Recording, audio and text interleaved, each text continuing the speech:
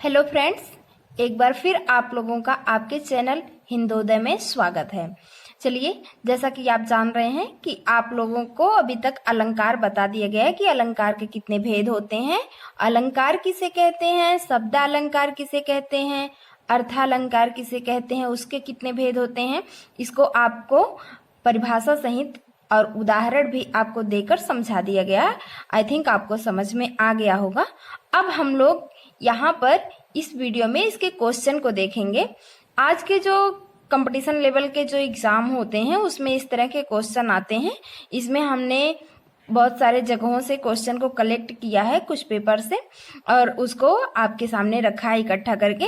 तो फ्रेंड्स, आप लोग एक बार इसको पूरा अंत तक जरूर देखिएगा और इसमें जो आपको अगर कोई कमी लगती हो तो आप उसे कमेंट बॉक्स में ज़रूर लिखिएगा और वीडियो को लाइक, शेयर और सब्सक्राइब करना तो एकदम ना भूलिएगा फ्रेंड्स। और चलिए, इसमें हम लोग आज के जो क्वेश्चन है इस क्वेश्चन को देखते हैं।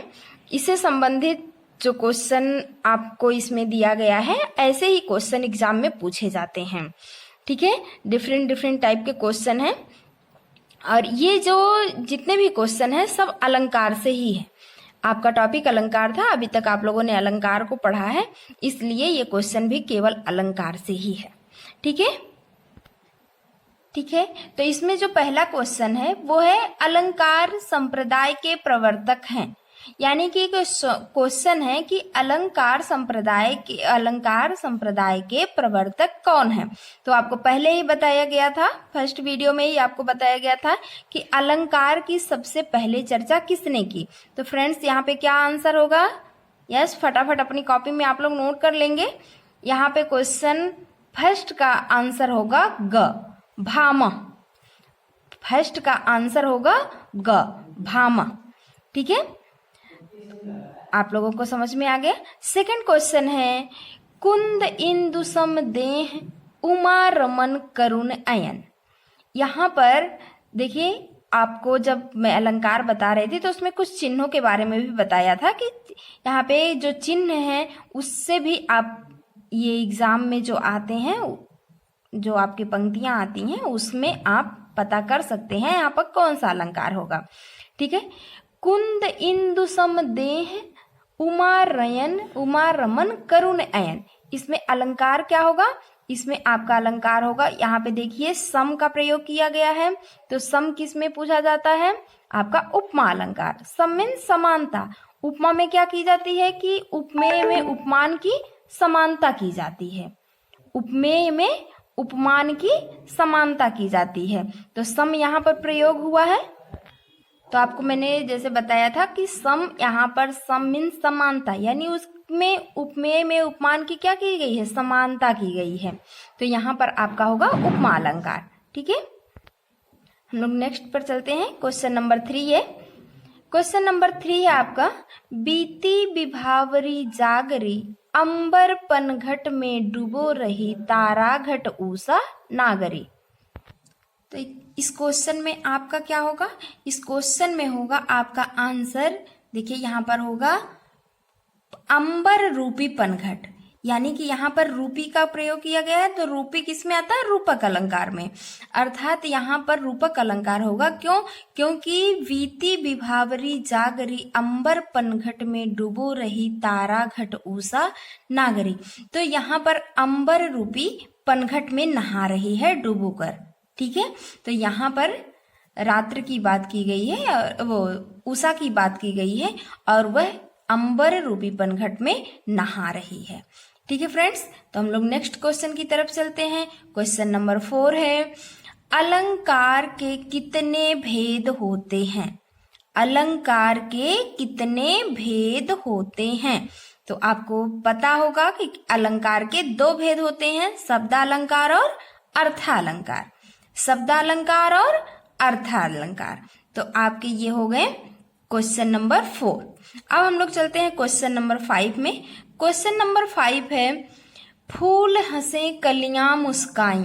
तो यहाँ पर फूल को हंसने के लिए और कलियों को मुस्काने के लिए कहा गया है। तो क्या आपने कभी देखा है कि फूल हंस रही हो, कलियां मुस्करा रही हो? नहीं, ये कौन करता है? यह मानव करता है।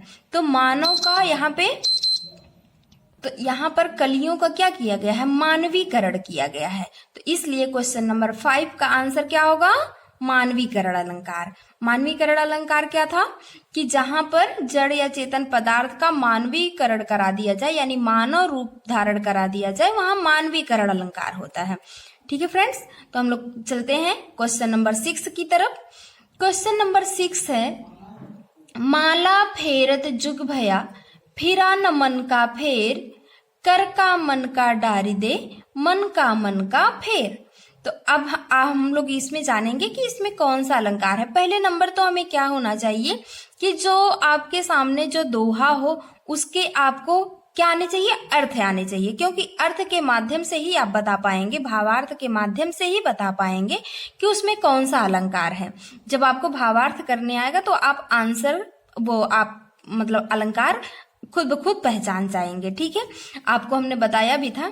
यहाँ पर है माला फेरत जुग फिर गया, मतलब माला फेरत मतलब माला को चलाते हुए युग बीत गया, फिरा न मन का फेर, परंतु मन का जो हमारे मन में था, वो जो हमारे मन में भ्रम था या संदेह था, वह अभी तक गया नहीं। कर का मन का डारी दे, मन का फेर, अर्थात कर मीन्स हाथ, हाथ का मन का छोड़ के मन का, यानी मन का फेर।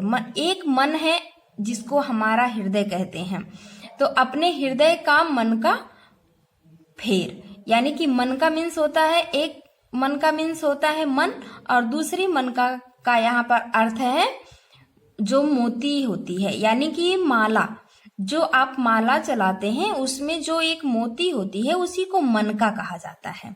ठीक है, तो यहाँ पर कौन सा अलंकार होगा, यहाँ पर आपका अलंकार होगा, तो ये होगा आपका ग, यमक अलंकार। ठीक है, क्यों, क्योंकि यमक अलंकार में क्या बताया गया है, यमक अलंकार में आपको बताया गया था कि उसमें दो शब्द, दो या एक शब्द दो या दो से अधिक बार आते हैं और उनका अर्थ अलग अलग होता है। ठीक है, तो यहाँ पर यमक अलंकार होगा। नेक्स्ट क्वेश्चन की तरफ हम लोग चलते हैं। क्वेश्चन नंबर 7 है कि जिस अलंकार में एक ही शब्द के कई अर्थ निकले, यानी जिस अलंकार में एक शब्द के कई अर्थ हो, वहां पर कौन सा अलंकार होगा। तो यहाँ पर होगा आपका अलंकार श्लेष होगा। क्यों, क्योंकि एक शब्द के कई अर्थ देने वाला श्लेष अलंकार होता है, यानी कि उसमें जो शब्द के अर्थ होते हैं वह चिपके हुए होते हैं। ठीक है फ्रेंड्स, आगे हम लोग चलते हैं क्वेश्चन नंबर 8 की तरफ। क्वेश्चन नंबर 8 है आपका, पीपर पात सरिस मन डोला, पीपर पात सरिस मन डोला। पीपर पात सरिस मन डोला में कौन सा अलंकार होगा, सरिस यानी के समान, यानी पीपल के पत्ते के समान मन डोला। तो यहाँ पर आपका अलंकार होगा उपमा अलंकार। कौन सा अलंकार होगा, उपमा अलंकार। ठीक है, क्वेश्चन नंबर 9 की तरफ हम लोग चलते हैं। क्वेश्चन नंबर 9 है, चरण कमल बंदो हरिराई, चरण कमल बंदो हरिराय, यानी प्रभु के चरण रूपी कमल पर हम कुर्बान हैं। तो यहाँ पर आपका कौन सा अलंकार होगा, रूपक अलंकार होगा। कौन सा अलंकार होगा फ्रेंड्स, रूपक अलंकार होगा। सो फ्रेंड्स, आप हमारे वीडियो को लाइक, शेयर और सब्सक्राइब जरूर कीजिएगा और वीडियो को पूरा अंत तक देखिएगा। और एक बात और है फ्रेंड्स कि अगर आपको इस वीडियो में या इस क्वेश्चन में कुछ गलत या सही लगे, अच्छा या बुरा लगे, तो उसको आप कमेंट बॉक्स में कमेंट जरूर कीजिएगा। ओके, आप क्वेश्चन नंबर हम लोग 10 देखते हैं। क्वेश्चन नंबर 10 है, शेष महेश गणेश दिनेश सुरेशहु जाहि निरंतर गावे, शेष महेश गणेश दिनेश सुरेशहु जाहि निरंतर गावे। यहाँ पर कौन सा अलंकार होगा, आपको पता होगा कि यहाँ पर अलंकार होगा वो है आपका अलंकार अनुप्रास, क्योंकि अनुप्रास जो है वो क्या करता है कि अनुप्रास अलंकार में एक वर्ड कई बार आता है, एक वर्ड कई बार, दो या दो से अधिक बार आता है। तो आप यहाँ देख रहे होंगे कि जो स है, स वर्ड है, स की आवृत्ति बार बार हो रही है और स की आवृत्ति बार बार होने से इस पंक्ति में चमत्कार उत्पन्न हो गया है। इसलिए ये कौन सा अलंकार होगा, अनुप्रास अलंकार होगा।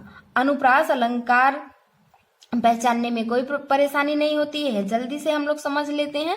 इस तरह फ्रेंड्स, अगर आप उस पंक्ति का अर्थ निकाल लेते हैं और कुछ चिन्हों को याद रखते हैं तो आज के कंपटीशन लेवल के एग्जाम में जो भी क्वेश्चन आते हैं आप उसको फटाफट कर सकते हैं। तो आशा है कि इसमें से आपको कुछ क्वेश्चन तो आपके एग्जाम में अवश्य आएंगे और फंसेंगे भी।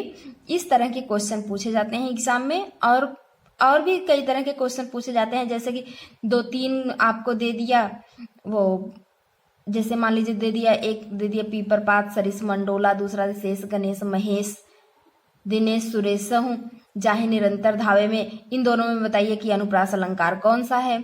तो आपको बताना होगा कि ये वाला है। ठीक है, इस तरह से जो एग्जाम में क्वेश्चन पूछे जाते हैं वो सारे क्वेश्चन के कलेक्शन आपके सामने है, और ये जो कलेक्शन है केवल अलंकार का है। ओके, आप हमारे वीडियो को लाइक शेयर और सब्सक्राइब जरूर कीजिएगा। वहीं पे बेल आइकन की बटन भी होगी, उसको क्लिक कर दीजिएगा।